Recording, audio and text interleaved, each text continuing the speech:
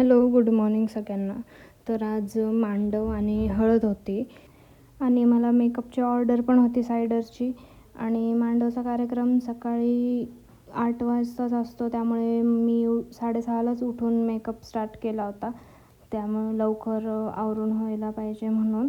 आणि ही माझी बहीणच आहे, तिचा मी मेकअप करते आहे.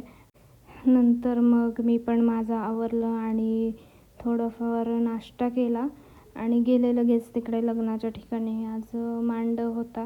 तर मांडवच्या वेळेस काय काय करतात ते मी व्हिडिओ अटॅच केलीच आहे, तर तुम्हाला दिसेलच.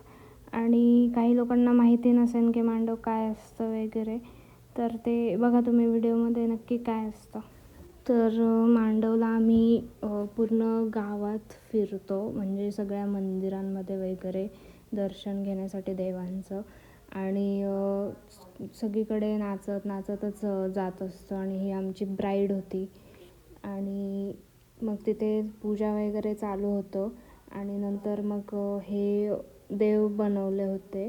तर पूर्ण गावात फिरता फिरता आम्ही नाचत पण होतो सगळीकडे.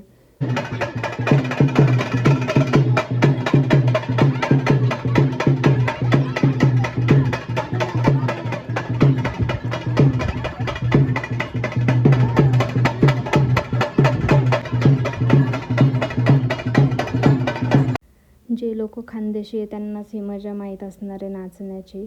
आणि मग नंतर आम्हाला जेवायला खाली जागाच नव्हती, म्हणून आम्ही स्टेजवर जाऊन बसलो होतो जेवायला.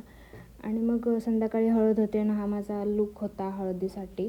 आणि मग नवरीला हळद लागली आणि आम्ही हळद लावायच्या आधीच जेवण करून घेतलं, कारण खूप गर्दी होती.